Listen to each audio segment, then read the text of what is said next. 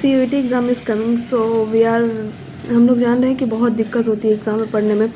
पहला तो स्ट्रेस होता है। देखो, in we will have some problem such as stress, overthinking, lack of motivation, family pressure and problem in question solving, so that we have very platform where we can study such as PW. First thing we can do, first we have to do write your goals, solve question daily solve करना। ये matter नहीं कि आपका complete है, क्योंकि last का 1 month बचा है तो हम लोग के पास टाइम नहीं है। उसके बाद मॉक टेस्ट तो डेली लगाने देते, जो चैप्टर कर लिए, और हाई वेटेज चैप्टर करना है। तो पहला है जेनेटिक्स, फिर इकोलॉजी, फिर बायोडाइवर्सिटी है। उसके बाद फिर चौथा में जो है ना वो आएगा रिप्रोडक्शन, क्योंकि रिप्रोडक्शन में उतना हाई वेटेज टॉपिक नहीं है। हाँ, लेकिन पांचवा जो है एप्लीकेशंस ऑफ बायोटेक्नोलॉजी है ना, वो बहुत इंपॉर्टेंट है। एप्लीकेशंस ऑफ बायोटेक्नोलॉजी, सो ये चैप्टर बायो में ज़रूर कंप्लीट होना चाहिए, जिससे कि हम लोग को हाई मार्क्स मिल जाएगा। और रही बात क्वेश्चंस की, तो मेरा एक व्हाट्सअप चैनल, व्हाट्सअप ग्रुप है CUET 2026 करके, अगर आप वो ज्वाइन करोगे तो आपको वहाँ फ्री में नोट्स मिलेंगे और सारा कुछ अवेलेबल होगा, और डेली मॉक के लिए क्वेश्चंस मिलेंगे। अगर फिज़िक्स की बात करें तो रे ऑप्टिक्स हो जाएगा, फिर रे ऑप्टिक्स के बाद आ जाएगा वेव थ्योरी का, और उसके बाद फिर एटम से सबसे ज़्यादा क्वेश्चन देखने को मिलते हैं। और एटम की बात बाद में करें ना, उसके बाद इलेक्ट्रोमैग्नेटिक चैप्टर से भी अच्छा खासा 3-4 क्वेश्चन बना देता है। और ना CUET में 3-4 क्वेश्चन बहुत मायने रखता है, क्योंकि एक क्वेश्चन 5 मार्क्स का होता है, और टोटल हम लोग के पास 60 मिनट्स होता है। अगर हम लोग 60 मिनट्स की बात करें तो हम लोग को 50 क्वेश्चन सॉल्व करना है, जिसका टाइम हम लोग के पास 1.5 घंटा रहता है, 1.1 आवर रहता है। ठीक है।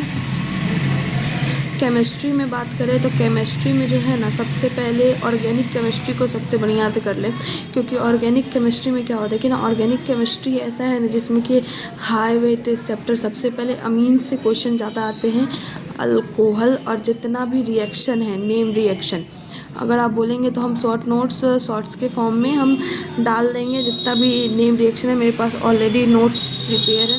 और उसके बाद अमीन्स, अल्कोहल, नेम रिएक्शन, ये सब करना। उसके बाद ना फिज़िकल केमिस्ट्री में ना सबसे पहले हम लोग को करना है फिज़िकल केमिस्ट्री। तो फिज़िकल केमिस्ट्री में हम लोग को सबसे पहले क्या करना है, देखिए फिज़िकल केमिस्ट्री में हम लोग को क्या करना है, पहले सॉल्यूशन कर लेना है, और सॉल्यूशन के बाद जो सेकंड चैप्टर आएगा ना, सेकंड चैप्टर में सॉल्यूशन है पहला, और दूसरा जो है केमिकल काइनेमेटिक्स। तो केमिकल काइनेमेटिक्स में ज़्यादा इंपॉर्टेंट क्या है, जैसे कि ना जीरो ऑर्डर रिएक्शन है, वन है, सेकेंड है और थर्ड है। जैसे कि ना जीरो का हो जाएगा मोल -1 सेक -1, वन का हो जाएगा सेक -1, और इसका हो जाएगा लिट मोल -1 और सेक -1। ये जो क्वेश्चंस है ना, ये इसमें से 4 में से 2 ज़रूर आते हैं।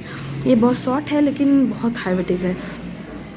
और इनऑर्गेनिक में तो DNF ब्लॉक इम्पॉर्टेंट है ही, लेकिन कोऑर्डिनेशन कंपाउंड अच्छा है कर लेने के लिए। और ये सब के क्वेश्चंस अगर आप बोलोगे तो हम अपलोड कर देंगे। और DNF ब्लॉक के कोऑर्डिनेशन कंपाउंड के शॉर्ट नोट्स मेरे चैनल में पहले से अपलोडेड है।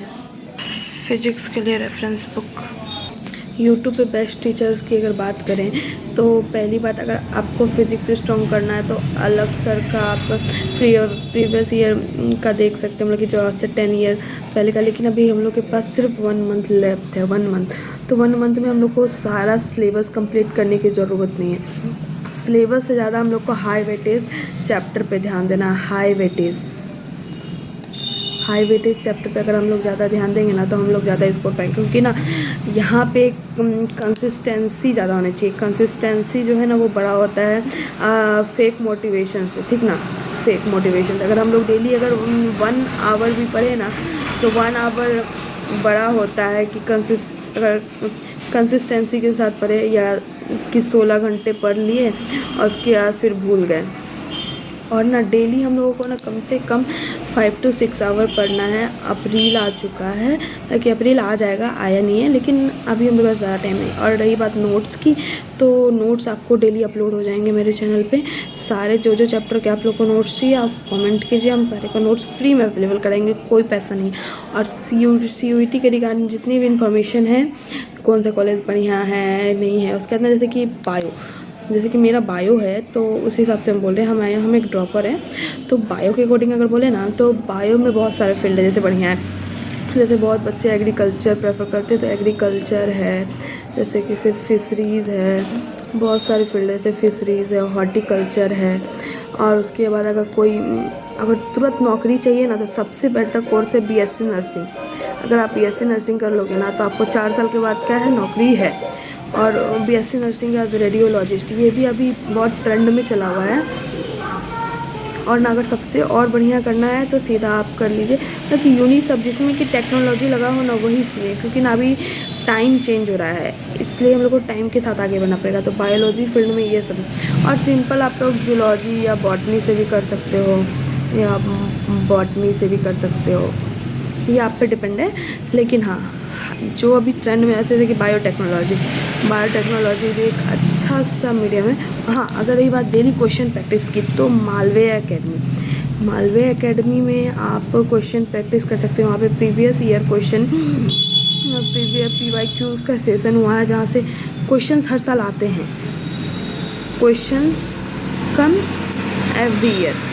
और उसके बाद आपको करना है, तो मालवीय एकेडमी के बाद है CUET वाला। और उसके बाद अगर आप कर सकते हो तो आप CUET अड्डा से कीजिए, क्योंकि ना वहाँ पे मैम सब जो ना डेली क्वेश्चंस कराएंगे, अभी लास्ट चल रहा है, तो वो अच्छा है। उसके बाद अगर हम लोग बात करें ना, अगर हम लोग को पढ़ना है अच्छे से, तो हम लोग क्या कर सकते हैं कि कैसे पढ़ना है, क्या चीज़ पे ज़्यादा मेन है। तो जो भी बच्चे बायो के हैं वो बायो पे फोकस करें, क्योंकि 250 नंबर का पेपर है। अगर आप NCERT को फुल्ली पढ़ना है, हाइलाइट्स देखने हैं, अगर कोई भी भैया बच्चा अगर नीट का देख रहा है, तो वो MTG का फिंगरप्रिंट का बुक ज़रूर कर ले, क्योंकि ना उससे क्या होगा कि NCERT line by line question हो जाएगा और आप अच्छे से सॉल्व कर पाएंगे। फिजिक्स में शॉर्ट नोट्स बहुत ज़रूरी है। शॉर्ट नोट्स से क्या होगा कि जितना भी इम्पॉर्टेंट फार्मूला है ना, वो तो ज़रूर कर लेना, सारा फार्मूला याद रहना है, तब क्वेश्चन बन पाए।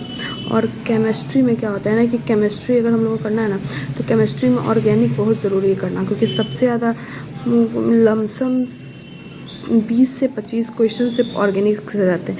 और फिज़िकल में सबसे कम फिज़िकल में रहता है, मान लो तो वही 10 क्वेश्चन, और फिर इनऑर्गेनिक से 4 से 5 क्वेश्चन, या हार्डली 8 क्वेश्चन, ठीक है। लेकिन ये चीज़ अभी लास्ट मंथ चल रहे हैं, तो इस पे ज़्यादा फोकस करना। और रही बात क्वेश्चन प्रैक्टिस की, तो क्वेश्चन प्रैक्टिस के लिए आप कोई भी बुक ले सकते हैं, ऐसा कोई ज़रूरी नहीं है कि आप कोई भी बुक लो।